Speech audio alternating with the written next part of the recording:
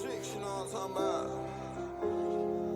That lettuce, that lettuce. Gotta get it. Gotta get it. That lettuce, that lettuce, focused all on the check. Yeah, all I want is lettuce. Yeah, just give me the lettuce. Yeah, just give me the lettuce.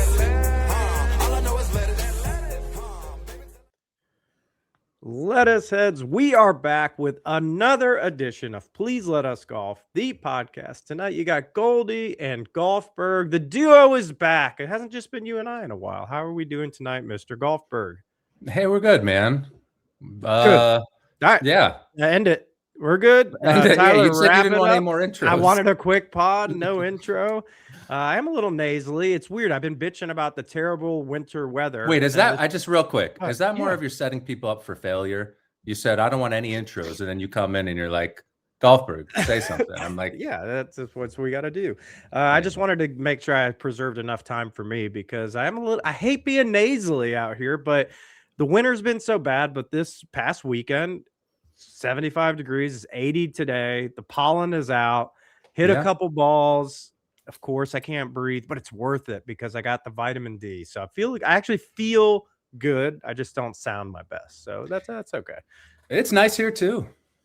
We got weather all over the nation. Sunny weather. Well, yeah. It's March. Spring is springing, and I hate when we have to dominate time up front for an ask. It sounds petty. But I got to give you a little stat. There's going to be a lot of stats tonight, by the way, maybe thrown out there. I got a sticky note with this statistic. I gave myself a reminder. Is this about your crazy weekend? No, this is before that. A quick ask for the lettuce heads.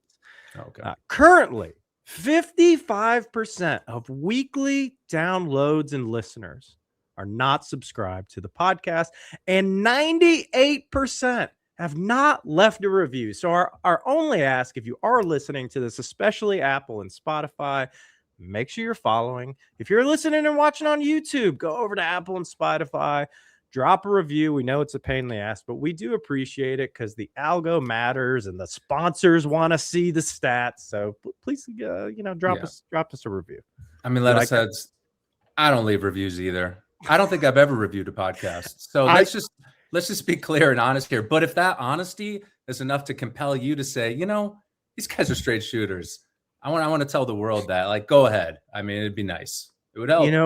You know what's funny? I really would love to, like, on the fly, have you, Jewel, and Adam. Now they'll know because they'll hear it.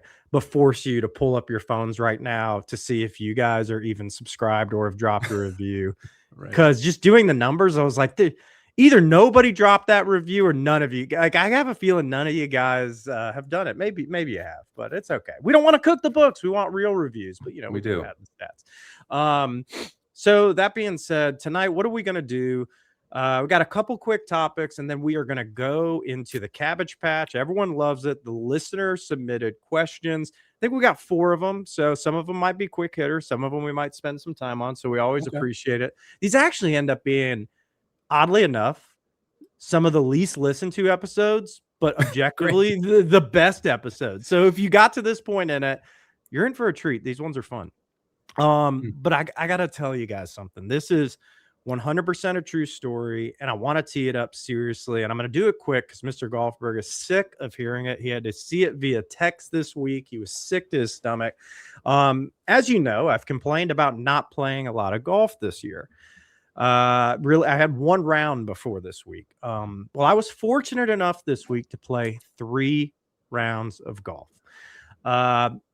In those 3 rounds, this is not a joke, I witnessed some of the most once-in-a-lifetime events that you would hope to witness once in a round of golf or experience yourself. And you're immediately thinking, oh, I know what this means. A guy got struck by lightning. The guy... that's on the bucket list for sure, but we didn't. The guy was leaning on his putter, shaft broke, goes through his arm. Oh, yes. Keep going. Let's see. Can you come up with another one? No, I'm just saying these are good. What's your Mount Rushmore of terrible deaths on the golf course? So like falling off that cliff on Pebble Beach #8.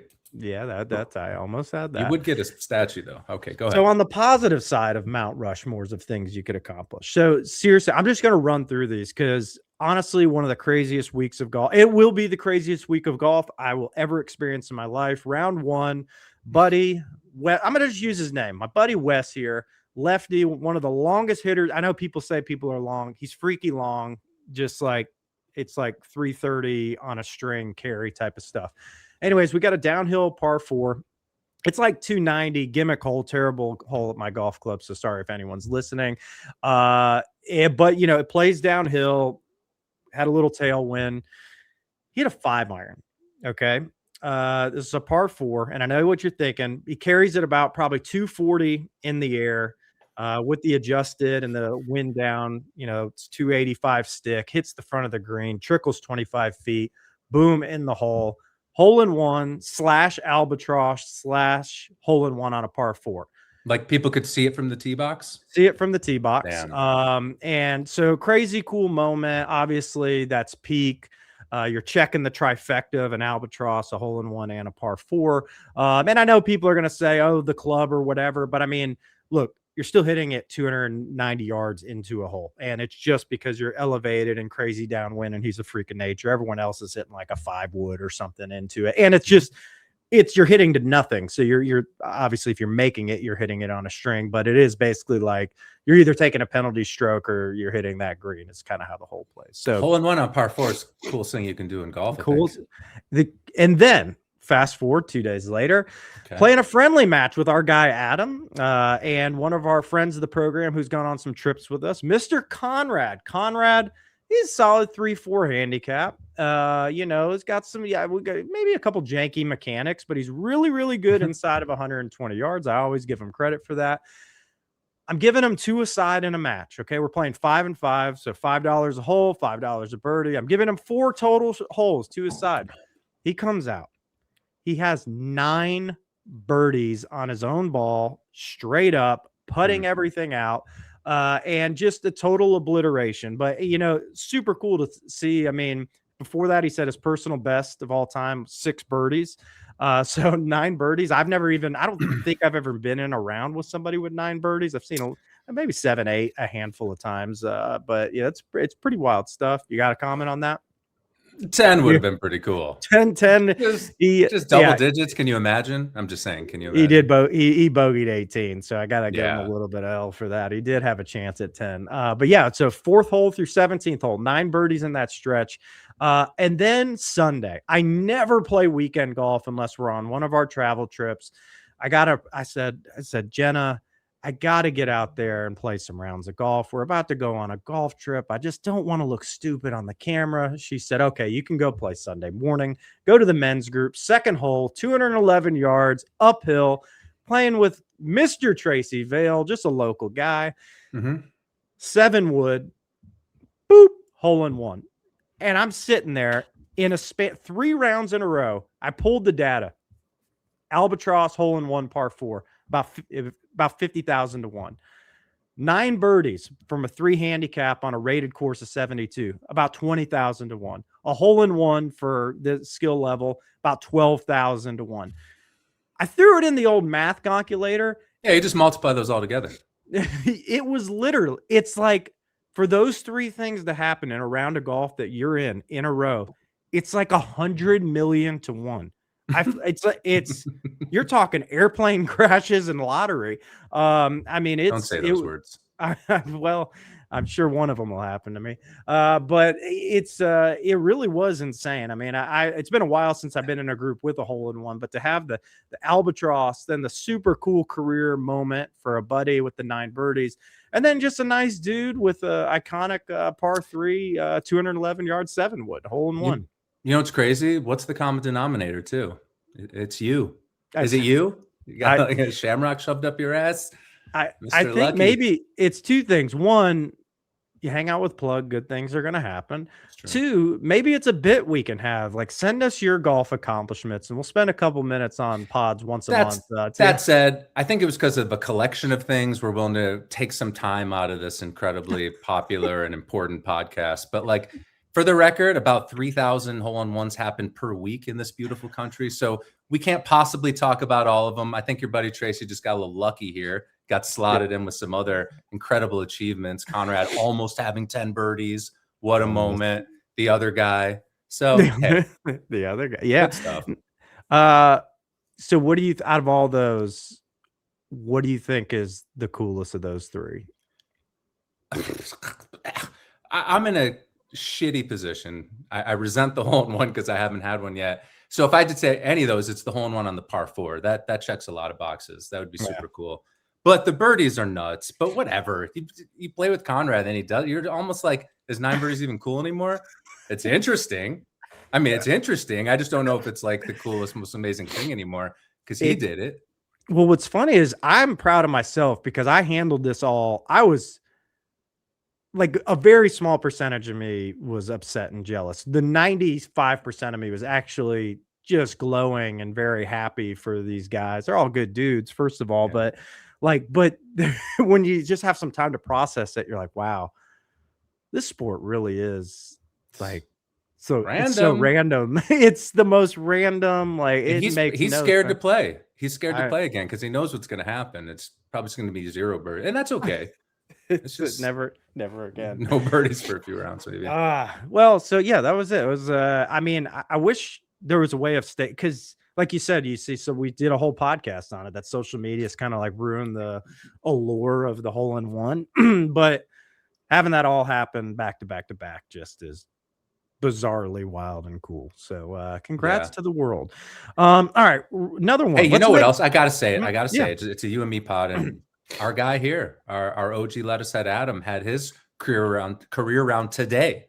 Oh, he apparently birdied 2 holes in a row. For people that don't know, the OG Adam lettuce head that coined the term lettuce head up in Seattle, not our Adam. Yeah, out in the PNW. The other, our Adam, but just the other Adam. He shot like mid-70s, and he's got a new lab putter, and he says he's not 3-putting anymore. Oh, so shout out Sam Hahn, man. There's a man. That's an easy clip for the old what are they called? Stories. The stories. Yeah. Speaking of stories, this wasn't even on the agenda. I don't know. You saw I post last night. Every once in a while I go on just a mini rant about how cooked the kind of PGA Tour golf media landscape is, how they're just trying to shut down accounts and you can't use clips, and every other sports league has figured out that like people sharing our clips and aggregating and talking and debating is amazing for the league and for the bottom line. Well, the only people that are allowed to do this are the anointed state-sponsored media, Scratch. And I honestly don't have anything personally against them. I don't love what they do, but it's just frustrating because they can just use clips and do this and do that, and people think you're petty. So when I posted yesterday just to one of our stories, their reel that had them talking over. Did that get flagged? It got fucking flagged by Scratch for using copyright information. And I'm like, oh. And what's funny is a lot of sports media people follow us. It's the most messaged story I've ever put out. And I've told them all, I was like, well, which one of you are willing to take it and run with it and actually do your job? I don't mean that, but like go do some real analysis of what is going on here. This is look, I'm going live from the pod here. I forgot to put my phone on do not disturb. We are we didn't hear it. We got you. Well, it's buzzing me like crazy. You could have done that on the side. I mean, the idea that you just want 2 guys kind of doing the live commenting and giving you like the counter look to what the PGA Tour is running is just so stupid. Like the most fun thing ever when you see fun clips in sports and then you see like the Japanese guys celebrate their version of it, and then you got like the feed from Mexico and the English dudes, and everyone sounds just like that's when it gets fun. So why not just let a bunch of different people comment? And my point was less about them doing like the live commenting piece as much as like, I always use this example. If Ant Edwards is on a fast break and dunks on 2-3 guys, you don't think the NBA is going to like loves when that gets shared by 1 billion accounts and people are debating, was it the dunk of the year? Was it this? PGA Tour doesn't want any of that. They want, it's got to be from Scratch or PGA Tour controlled social media channels. And it's just nonsense. And for them to prove my point within 60 seconds of me, by the way, I didn't even know you could get flagged for this, for sharing your reel. Like dude, the whole point of being able to share the reel is to share it. It's like, well, we didn't mean like for you to share it. I was like, I don't, it's fucking. You know what, Goldie? I had a real good solid 10 minutes on the Cognizant. I'm not fucking doing it anymore. I'm not doing I'm not it. doing it. I'm I not had a doing- really in-depth, interesting, thought-provoking analysis on the winners and the contenders and the course and how it played, and I'm not doing any of The that wind shit. triangles came back. Oh my God. It's my I did favorite see thing. that. But yeah, no, that's our protest. We refuse to cover this week's doing it. PGA, not because we weren't going to. Except, how because- does Shane Lowry hit these weak fades when he sees the wind triangles clearly going left or right, like blowing hard?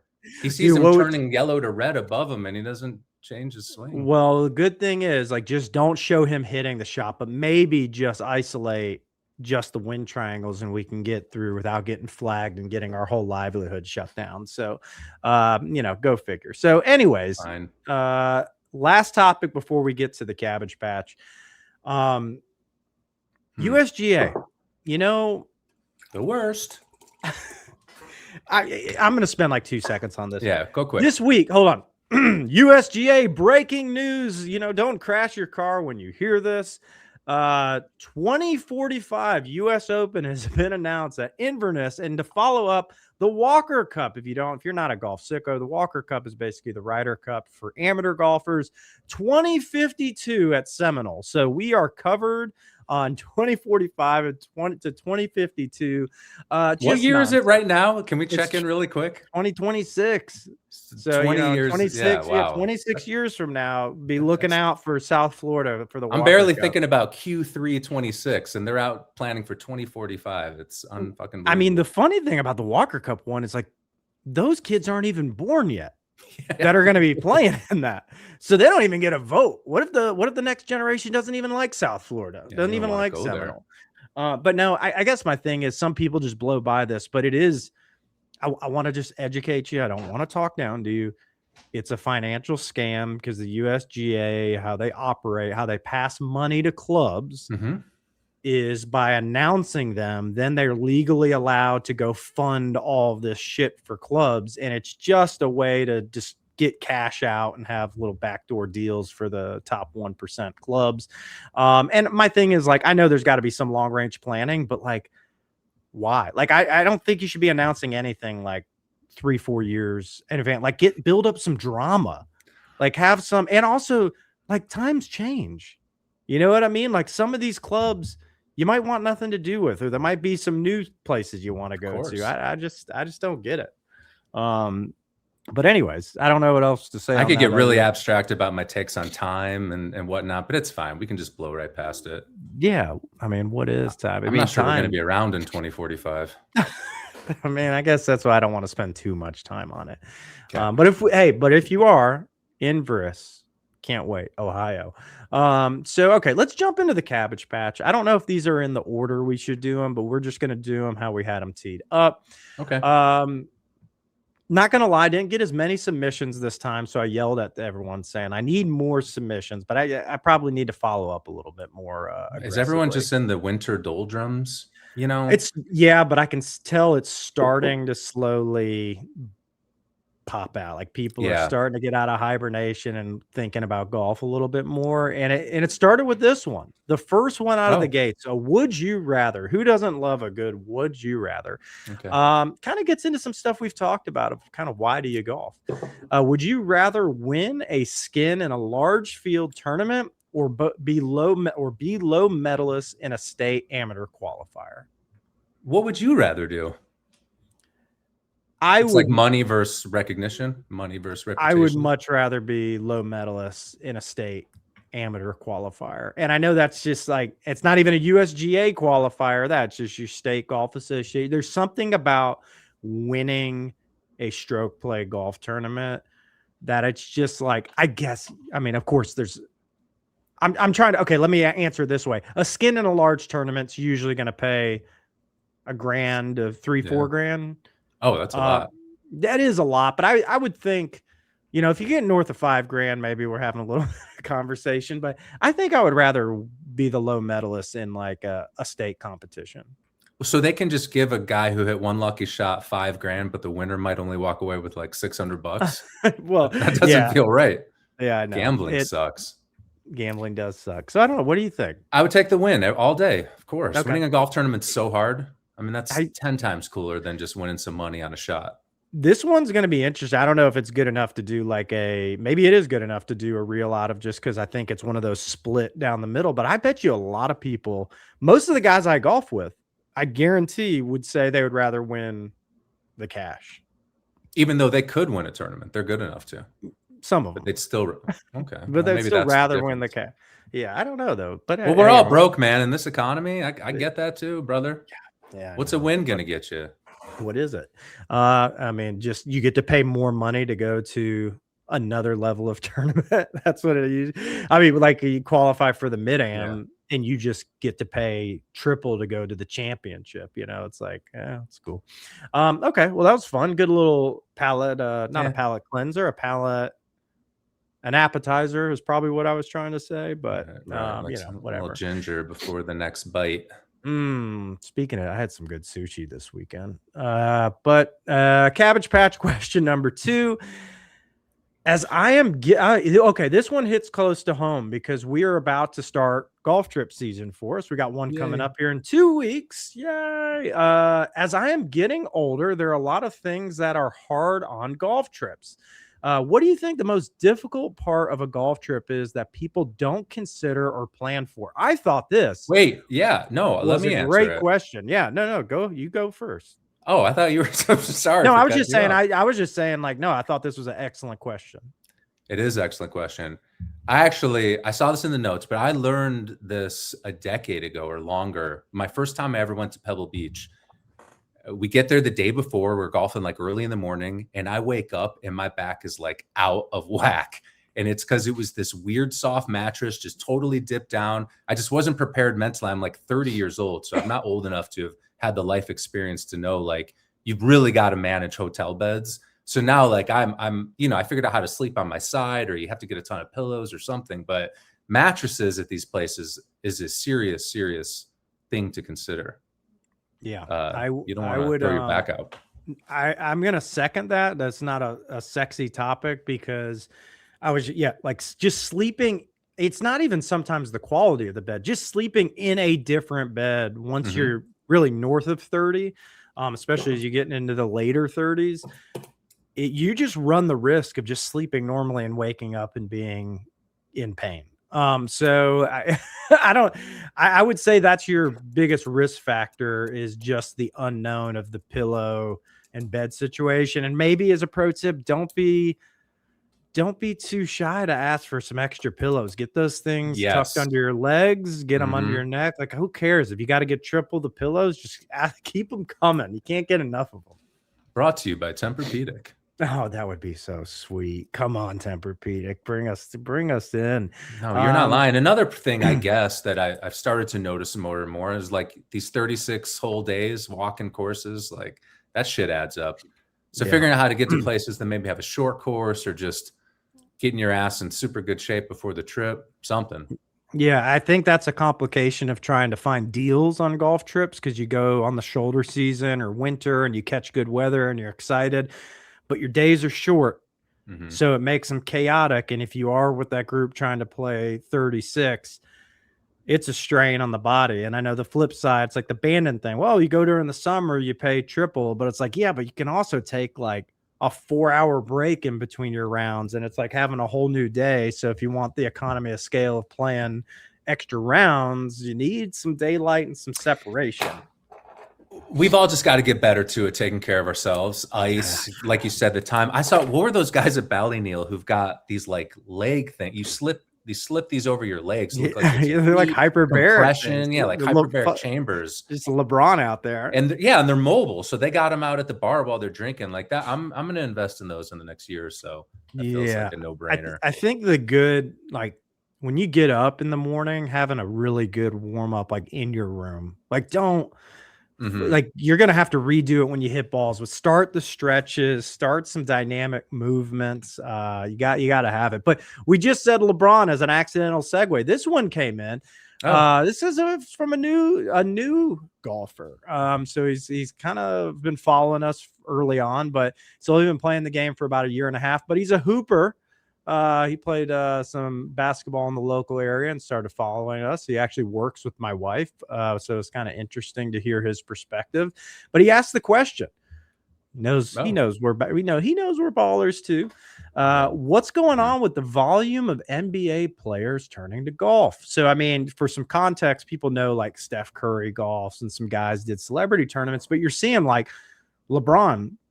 Kind of the rumor is some of these hip issues he's having this year is because he spent his whole offseason just golfing every single day. Bronny's out there golfing. Austin Reeves got his hillbilly bogey channel doing like literal golf content, like 9-hole shot for shot. J.R. Smith has a podcast. What do you think it is? Is it just like some of the golf kind of grassroots culture movement has actually gotten to where like it's cool now, or is it just like is it just the thing is if anybody really gets a taste of it, it doesn't matter who you are, it doesn't matter your walk of life, your background, your athletic taste, it's just addicting. It's the best thing ever. What are we talking about? That's a no-brainer. I don't know what took them so long to figure it out. You're outside, you got MJ the little cars. But isn't that weird? Because like MJ was golfing like crazy back then, but I don't think it really scaled. It's not like he was out there. What if MJ was just in this time? He's just on YouTube, just like in between. You might be able with Bob Does Sports. MJ would be crushing, 20 beers on and probably playing with Bob. No shit. Putting up 35 points that night. You might. Okay. Sorry, we don't want any edits, so fuck it. My favorite thing about these NBA players golfing is it makes me feel so much better about my golf game. It's hilarious. Watching LeBron swing is hilarious. Watching these guys try to chip is funny. These guys are the best athletes we've got. They're just monsters, incredibly good at what they do. And I could kick their ass at golf. So I love it. Yeah, I do. In some of them, I hope this gets to Austin Reeves because like he's good, but I don't think he's that good. I know people are debating like who's the best basketball playing golfer. It's probably Steph is the easy answer, but I know he's like good. But what scares me, it's because it's visually looks like there's some pretty big deficiencies to be an elite player, but he's still a fucking professional athlete. So that's the thing. And you know what they probably it's like even Steph's swing is got some stuff that doesn't look as look. I play with a lot of golfers, so I'm not trying to view it through like it looks like a PGA professional or looks textbook, but there's just some things that you're like, that is an athletic move, not really a great golf move. But when you're that athletic, like how good do you really need to be? Like Steph is so good for sure. But also the mental game. And I bet a lot of those guys who are the true pros, like they have it. They don't get nervous in the same way. They probably just have the ability to just play through pressure in a different way. So tournament players, they might be even kind of better than we realize. Probably so. But we love to see it. And honestly, golf's so cost prohibitive. Like, shoot, you got all the money, so that just means you guys are just getting to play all the cool places anyways. Like LeBron's playing the Warriors and he's out at Olympic Club before. It's like, I'm living vicariously through you. That's exactly what I would love my life to be. Professional basketball player, but I just use all my travel just to golf at all the courses I want to go to. That would be nothing crazy. It'd be like 10th man on the team, just out there golfing. Right. It'd be the best. All right. Anybody else on athletes or NBA players? Maybe more fun to be a professional golfer and then just 3-on-3 with the boys, Yeah. Nah, I don't know. Then you get hurt. It's no good. No. All right. So more. This one, okay, our fourth one. I don't know if this was the strongest one to end on, but I think we can make it good. I'll try to give it a one-word answer. Okay. It was thoughts on graphite shafts and long irons / what handicap should not use long irons. So you want to go first? Do you want me to take a stab at it? What's hilarious is a buddy of mine literally just asked me this question like 2 days ago. Okay. At my daughter's basketball game. He's like, what'd you tell him? Okay. Well, but the way he posed it was, 4-iron, or should I be thinking 7-wood or like hybrid? And what he's really just trying to figure out is how do I get something that's a little more reasonable for that 210, 225 yard distance? I'm like, definitely ditch the 4-irons. I think the way to go for most players is get into that 7-wood category. So I guess I am saying graphite. or something more fun, something more interesting than just 3 and 4 iron long irons. Like that shit's hard to hit. Give yourself some flex on that shaft. Yeah. The I head don't that know pops. really anybody that should be playing a 3 or 4 iron, especially with today's loft and the technology you have. I've debated. I still have a 4 iron, and I'm not gonna lie, like when I'm swinging well and I hit it well, it is the greatest feeling. But it's just the here's the I always say the difference is if I hit like a 7 wood, um, you know, I can hit it poorly. I can pull it, I can push it, but I generally am gonna kind of hit it solid enough and hit it to a carry number more often than not. A 4 iron, even at my skill level, I got like a 50% chance of hitting it. If I'm trying to hit it 220, hitting it 175 yards because I just Totally. catch it a little fat or thin. So it's a high risk The club. chunk pull. Oh man, like it's a high risk club to not get like maybe the better question is like when do you use it? Like I don't think it's a great club off the tee because it's even off of a tee, it's not easy to hit, and that kind of defeats the purpose of a tee ball. You're probably not playing a lot of links golf, so there's not that excuse. So then it's like what approaches into par fives, you're just hitting rockets into it. I just yeah, I would say so from a handicap perspective. I don't know, man. Maybe like I get it. Like some of the buddies I play with that are good players, they'll use like the 2 iron driving iron, but it's like, it's just basically a hybrid, right? Those It's are different now. Yeah. yeah, They have like graphite shafts and it's sort of more muscle back and super hot face. It's just, yeah, it's different. and they're just like they're basically hybrids. They're just slightly shaped different to make it not be a hybrid, but it's technologically basically a hybrid.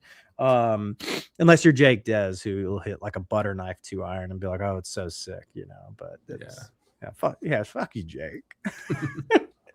So in terms of handicap recommendations, I don't think that's even a thing. I mean, it's when honestly, you're buying irons, you get to pick like, you know, you can buy up to 5 iron or even up to 6 iron. You just ditch those last couple and get a little creative for sure.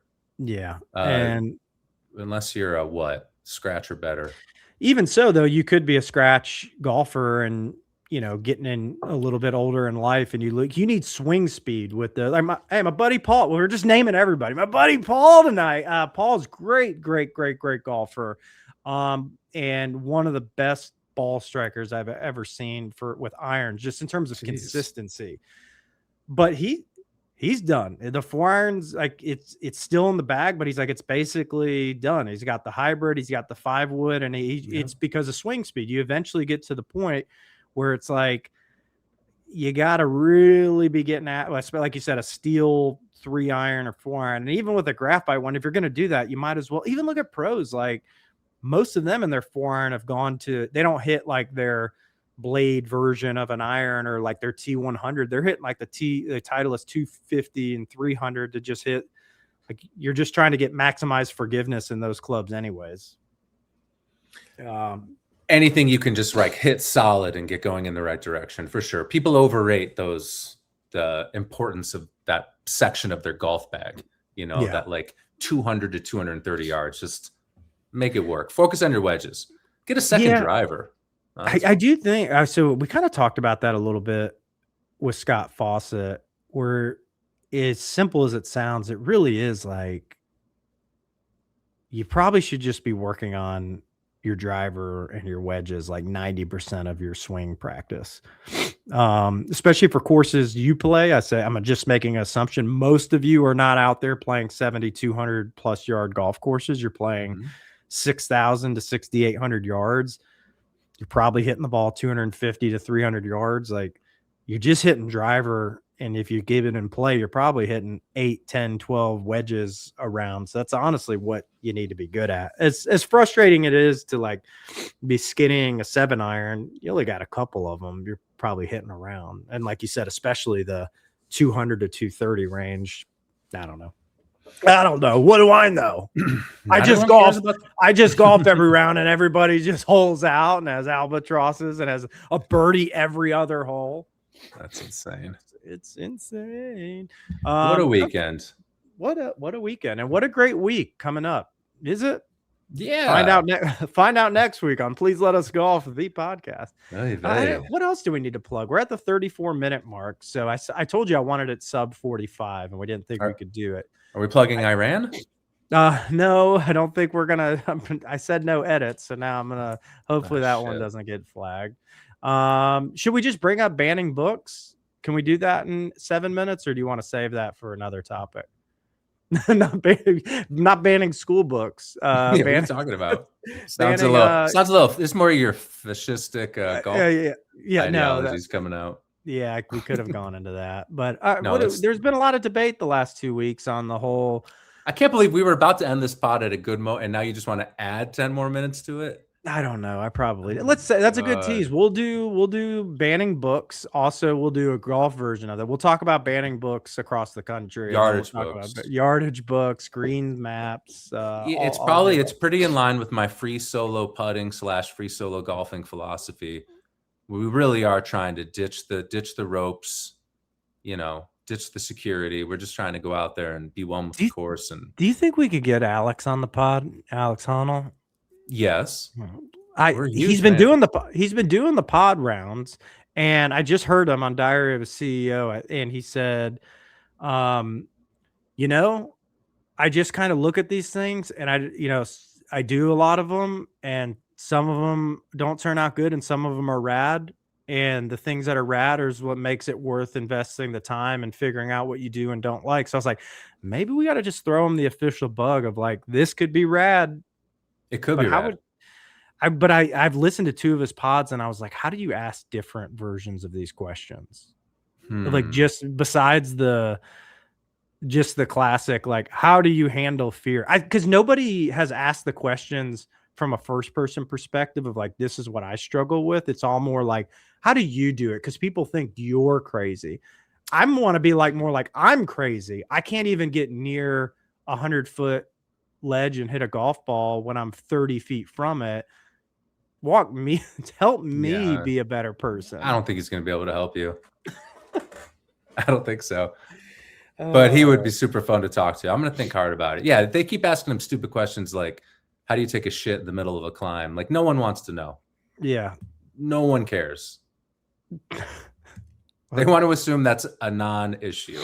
Yeah, I'm pretty sure. That's not the coolest. But you never know. How do we apply his free solo climbing philosophy to our golf games? And I think there's something there. I think it's a combo of that with some speed golf philosophy, some decade golf philosophy. Like, these are all just pieces of the infinity gauntlet. We have to just put it together. Well, he did on his personality test how he like basically tests very low for anxiety or anxious thought. Like Alyssa Liu, the girl who just won the gold medal. She's out there as carefree as can be. Caleb Williams, quarterback of the Bears, another guy who feels no fear, feels no nervousness. What our guy Trey Wingo say today about him? He's got arm something. Go look up Trey. He called it something. He had something clever. Yeah, I said Caleb had some arm something or something. Do you think I have time to look? We're gonna look it up live right now on Instagram. But yeah, we could just wish that we're like these people who have no fear and also combine that arm arrogance. He's got arm arrogance, but it meant I love arrogance. Arm arrogance, because he can make every throw, and it's the pro and con of the gunslinger. Yeah. Oh wait, hold on. Tyler coming down. That's what we should. Tyler, I'm not even going to proofread this. This was important enough to send us a note. Said Joe Burrow is medically considered a psychopath because his heartbeat stays so low during stress moments. High stress. Medically considered. He's medically considered a psychopath. Cool. I could see that. Yeah, I would like to see. Did he have a whoop on when he was on the building, Alex? I don't think he did. I don't know. I think whoop is bullshit. Regardless, it would have registered a 0. He got all the way to the top and stood on that like domed weird platform and just took selfies. And like, I don't even know how you could look out. I just don't even know how you could do it without getting dizzy and falling off. He said he goes to every city and goes to the highest point he's allowed to just to see the view, because views are sick. Views are sick. Okay. We're coming up on 40 minutes. I think this was good. It's perfect. I can't breathe. I got what's coming up? So we're about to have the API. Then you're gonna have that's the Arnold Palmer. We're gonna have what? I think we're What's gonna coming have. We up got we got the players coming up. We Oh. got I think that might be the first one we do a live pod. We got Stream Song coming up. The Full Plug Crew. That's gonna be amazing. Then we got Masters right after that. It's gonna be a real golf month. I think by the time we're in mid-April, I think this thing's really gonna mean something. I mean, it's time to ramp up now. We got like a few weeks to really get our shit together. So I know. lettuce heads, lock in.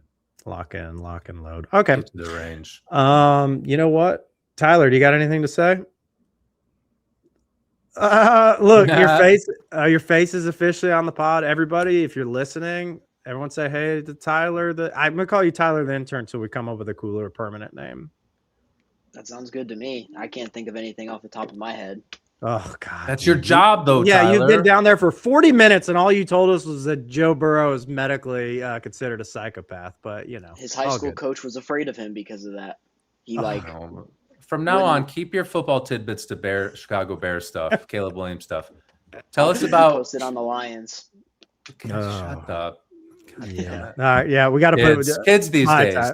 Hey, well, everyone, that was fun. Good check-in, Tyler. We got rid of him. All right, lettuce heads. This was fun. I think it was. I promised you up front, it was definitely going to be one of the better episodes. But most importantly, we will see you next week and stay plugged. Peace. Bye, everybody.